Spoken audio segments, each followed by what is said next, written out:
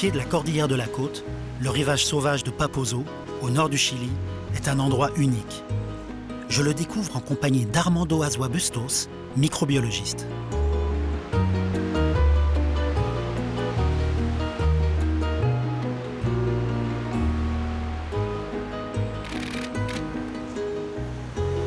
Tu l'as eu? Yeah. C'est fantastique. Oui, c'est un bel endroit. Il fait pas très chaud quand même sur cette côte. Tu t'es déjà baigné dans une eau pareille? Ah non, pas à cette époque de l'année. L'eau ici est vraiment froide, aux alentours de 8-10 degrés. Si on compare ça avec Tahiti, dans cette direction, c'est Tahiti si tu vas tout droit. Et si tu vas par là, tu tombes sur Rio de Janeiro. On est sur la même latitude et pourtant ici c'est très différent. Ça s'explique par le courant de Humboldt. Le courant de Humboldt vient de par là, de l'Antarctique. Et il remonte le long du continent, par là vers le nord. Il est chargé de plancton et de nutriments. Et c'est pour ça qu'ici, il y a une formidable vie marine. C'est très humide comme tu peux le voir. On est dans la brume, on est dans le brouillard.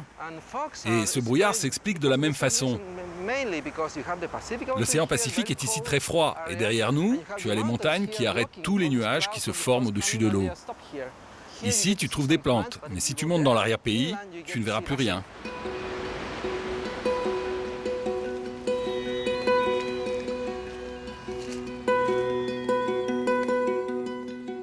Armando est l'un des meilleurs spécialistes de l'écosystème de cette région étonnante, baignée par la Camanchaca, le nom que les Chiliens donnent à ce brouillard côtier.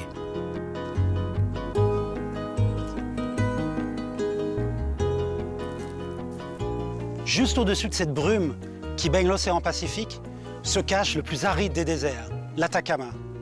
Le ciel y est d'une pureté extraordinaire et il attire tous les astronomes du monde. J'ai découvert cet endroit il y a 25 ans en compagnie des astronomes européens qui envisageaient d'y construire leur très grand télescope. Alors c'est aujourd'hui chose faite. Avec leur miroir géant, ils commencent à percer le secret des nébuleuses où apparaissent de nouvelles étoiles. Ils reconstituent même l'histoire des galaxies et en particulier de la nôtre, la Voie lactée. Mais ils veulent aller plus loin encore. Pour voir des astres aujourd'hui invisibles, les astronomes européens vont construire sur une montagne du désert un télescope géant de 39 mètres de diamètre. C'est le plus grand miroir jamais construit. Avec lui, ils espèrent pouvoir observer les tout premiers instants de l'univers.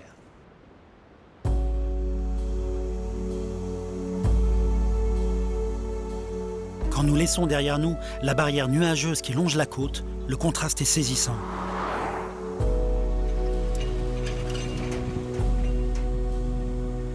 Nous pénétrons dans un désert absolu.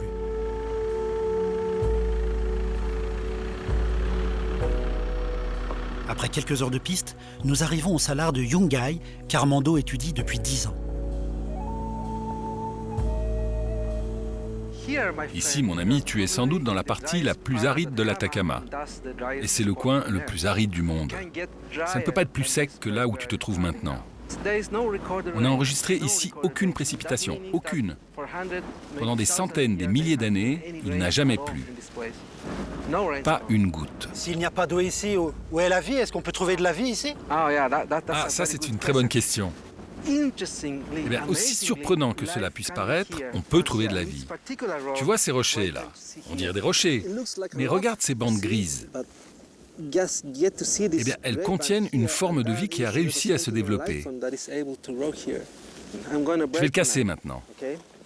Juste un tout petit bout sans toucher à la partie où il y a de la vie. Et maintenant, fais ça. Goûte. C'est du sel, il n'y a aucun problème. Oui, c'est du sel. C'est du sel pur à 99,99%. J'imaginais que le sel, c'était le dernier endroit au monde où on pouvait trouver de la vie. C'est vrai. Mais ici, le seul endroit où l'on trouve de l'eau quand il y a de l'eau dans l'atmosphère, c'est là-dedans. Parce que le sel a des propriétés hygroscopiques, ce qui veut dire qu'il est capable d'emprisonner les molécules d'eau de l'environnement. Dans ces bandes grises que je t'ai montrées, tu vois? Ces bandes grises sont des signes de bactéries qui sont capables de faire de la photosynthèse grâce à l'eau. Ah oui, je les vois. On voit très bien cette couleur verte. juste ici. Oui, c'est ça. Et finalement, c'est la planète Mars ici, Armando. Parfaitement. En fait, l'Atacama est le meilleur modèle de Mars que l'on puisse trouver sur Terre. Et c'est pour ça que de nombreux scientifiques viennent ici non seulement pour tester des robots et des instruments à destination de Mars, mais aussi pour comprendre ces formes de vie. Parce que si l'on comprend comment la vie peut se développer ici, ça peut aider à comprendre quelle forme de vie il pourrait y avoir sur Mars. Alors oui, c'est vrai, c'est comme Mars sur Terre.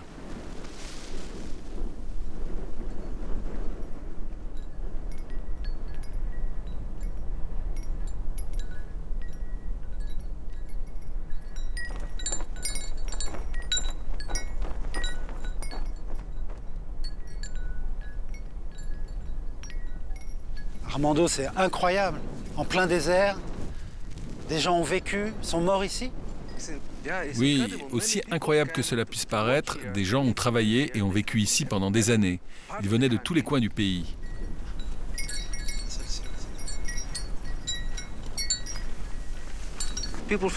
Les gens venaient travailler dans les mines, le salpêtre, le cuivre et parfois l'argent. Ils espéraient faire fortune, mais ce sont surtout les propriétaires des mines qui s'enrichissaient. Les travailleurs, eux, ne gagnaient pas grand-chose. Ils mouraient sur place.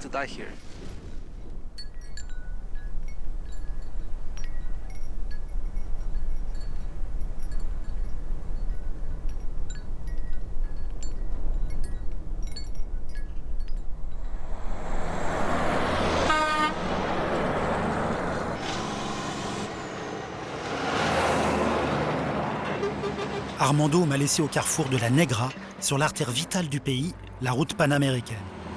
Quel contraste! Me voilà au milieu des nuages de poussière, soulevé par le balai incessant des poids lourds qui alimentent les mines géantes de l'Atacama. Ce désert recèle des filons immenses de cuivre, mais aussi d'argent, de lithium, qui font la richesse du Chili.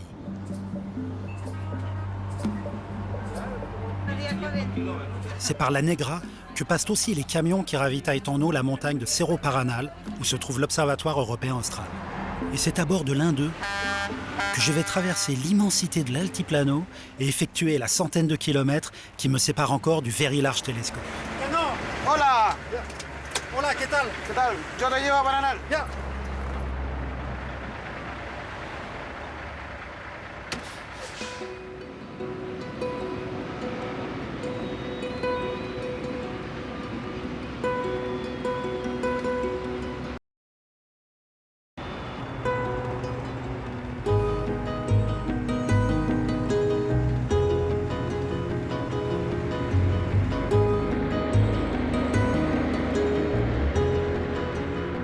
Installé en plein désert, pour éviter toute pollution lumineuse, le VLT, le Very Large Telescope, est comme une île perdue au milieu de rien.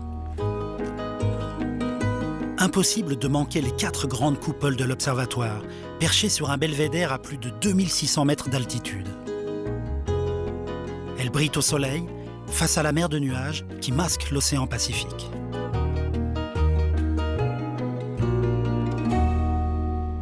Sur la plateforme, au pied des coupoles, je rencontre Dimitri Gadotti, un des astronomes brésiliens de l'ESO, l'Observatoire européen austral, qui rassemble 15 pays. Dimitri, nous sommes sur la plateforme de Cerro Paranal. Qu'est-ce qu'elle a de si extraordinaire, cette montagne du Chili? Il y a plusieurs raisons. La première, c'est que nous avons plus de 330 nuits claires par an. Et la deuxième, c'est que la qualité de l'atmosphère est idéale pour observer. On a très peu de turbulences dans l'atmosphère et la qualité des images que l'on obtient est très bonne.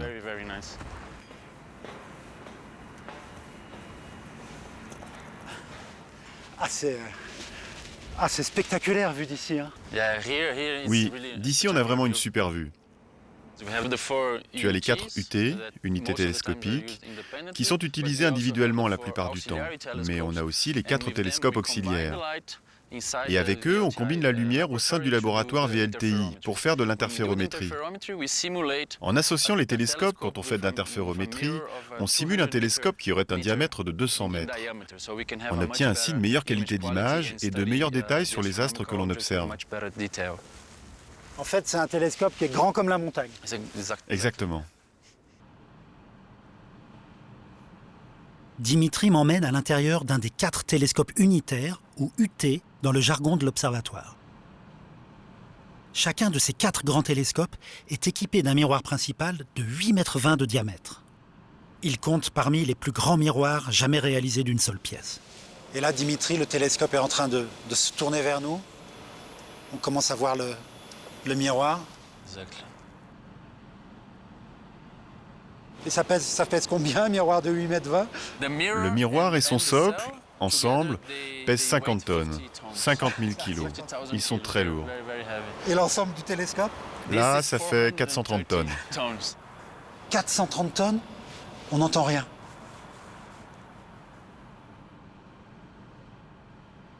C'est extrêmement lourd, mais tout ça doit bouger sans à-coups et avec une extrême précision. Il faut que l'on puisse suivre les astres ciblés dans le ciel très précisément alors que la Terre tourne.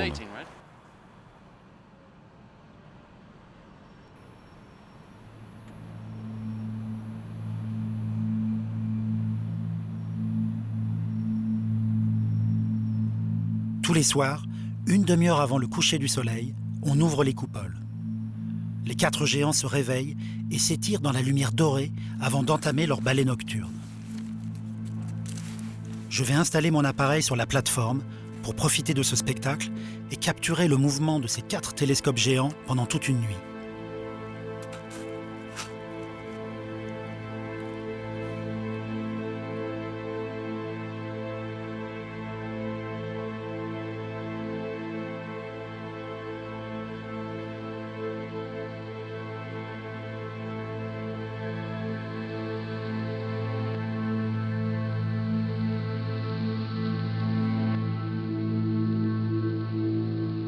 Quand la nuit est parfaitement tombée, partant d'une des coupoles, un rayon laser fend la voûte céleste. Ce laser projette dans le ciel, à 80 km d'altitude, un point lumineux de référence. En pointant le télescope dessus, il est possible de mesurer précisément les turbulences de l'atmosphère. Car malgré la pureté du ciel de Cerro Paranal, les remous atmosphériques perturbent la lumière des astres qui parvient au miroir et rendent les images floues. En mesurant ces turbulences, les astronomes peuvent en annuler les effets.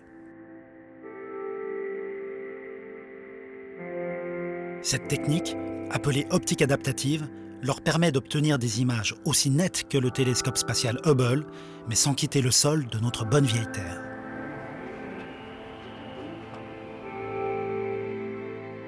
Cette image de NGC 1097, une galaxie avec de magnifiques bras en forme de spirale qui s'enroulent autour d'elle, en est un parfait exemple. Cette galaxie se situe à 45 millions d'années-lumière. Il faut se dire qu'au moment où on a fait cette image ici au VLT, la lumière a mis 45 millions d'années pour arriver sur nos capteurs. 45 millions d'années, il y a des étoiles qui vivent beaucoup moins que ça, moins que 45 millions d'années, donc on voit des étoiles mortes quelque part. Il se peut, oui, que certaines des étoiles que l'on voit ici, surtout les bleus qui sont des étoiles jeunes et massives et qui vivent peu longtemps, donc il se peut que certaines de ces étoiles soient déjà mortes. Mais on ne le sait pas encore car leur lumière continue à nous parvenir. On a réalisé une autre image. C'est un zoom au centre de la galaxie. Oui, ça c'est un zoom, oui. Ce que l'on voit ici, ce sont de jeunes étoiles. Dans le gaz compressé se forment des jeunes étoiles qui forment un anneau. Et pile au centre de la galaxie, il y a un trou noir supermassif. C'est un objet qui pèse plusieurs millions de fois la masse du Soleil, mais qui occupe un espace de la taille de notre système solaire. Un espace très petit par rapport à la masse qu'il contient. Mais moi, je ne vois pas de trou noir, hein. C'est plutôt très brillant. Hein. Il y a quand même un paradoxe là. Oui, c'est vrai. On ne peut pas voir le trou noir. Par définition, la lumière ne peut s'en échapper. Mais on peut étudier les effets qu'il a sur son environnement immédiat. Le trou noir possède une telle gravité qu'elle affecte les étoiles autour de lui. Alors, en étudiant le mouvement des étoiles autour du trou noir, on en déduit sa présence.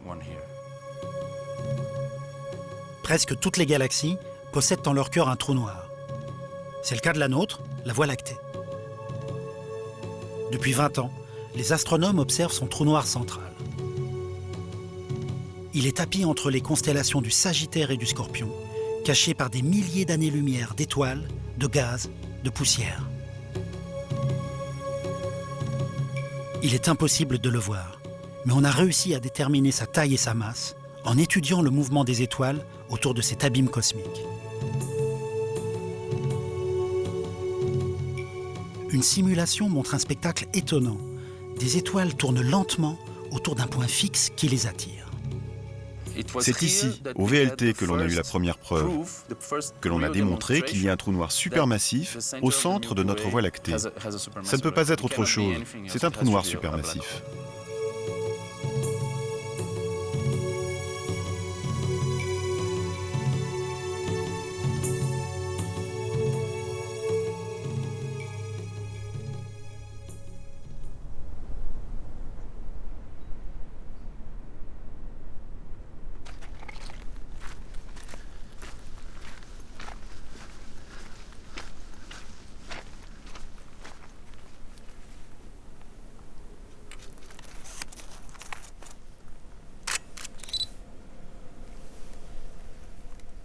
Le VLT est épaulé par 2 télescopes à très grand champ, le VST et VISTA.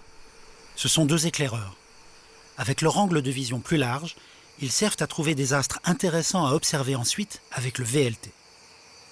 L'une des missions de VISTA est de scanner toutes les régions centrales de la Voie lactée pour réaliser un catalogue d'étoiles le plus complet possible.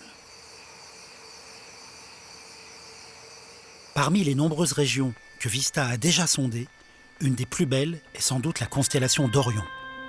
Elle est composée de 8 étoiles brillantes qui dessinent un sablier. Les Grecs y voyaient un chasseur légendaire de leur mythologie. Orion est reconnaissable notamment par l'alignement de ses 3 étoiles centrales, baptisées les rois mages.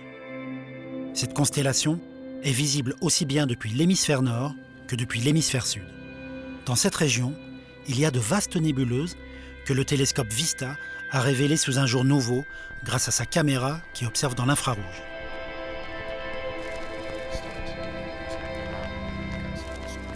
L'astronome chilien Oscar González étudie cette région du ciel depuis des années. Ce que l'on peut observer avec nos yeux est une toute petite partie du spectre lumineux. Cette région visible nous pose un problème quand on essaye d'observer à travers notre galaxie. C'est le problème dû à la poussière qui se trouve entre les étoiles et nous. Notre Soleil se trouve dans ce qu'on appelle le disque de la galaxie. On est au milieu. Alors quand on essaie d'observer des étoiles qui se trouvent aussi dans le plan galactique, dans ce disque, nous devons regarder à travers beaucoup de poussière. Et le principal problème, c'est que cette poussière affecte de plusieurs manières la lumière qui nous arrive.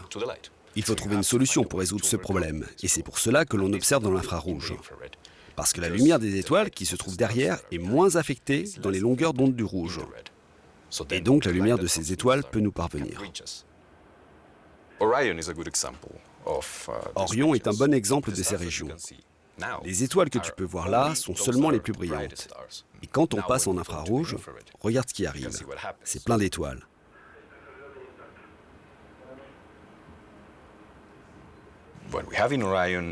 Ce que l'on a dans Orion, c'est une nurserie d'étoiles.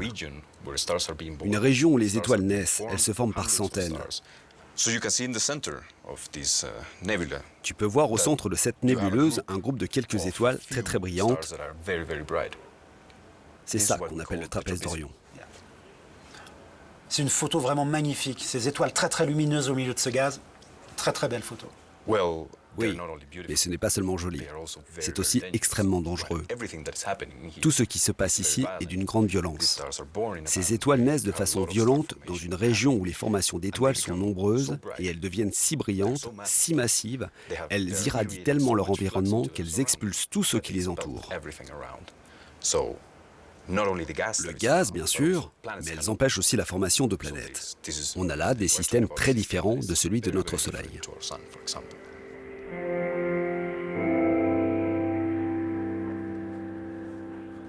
Mais Oscar, les couleurs d'une photographie comme ça, est-ce qu'elles sont réelles? Est-ce qu'on pourrait voir ça dans un télescope? Ou est-ce que c'est un code inventé par les astronomes? En astronomie, on observe avec toute une série de filtres. Un très grand nombre de filtres qui couvrent aussi bien le spectre visible que l'invisible. On couvre toutes les longueurs d'onde de la lumière et on les assemble en une seule image. Du coup, la combinaison de couleurs que tu vois dans cette région correspond aux températures et aux propriétés chimiques des éléments qui la composent. Cette palette de rose est de l'hydrogène ionisé par les étoiles brillantes qui viennent de naître. Et comme tu le sais probablement, l'hydrogène est l'élément de base à travers l'univers dans la fabrication des étoiles. L'hydrogène et l'hélium.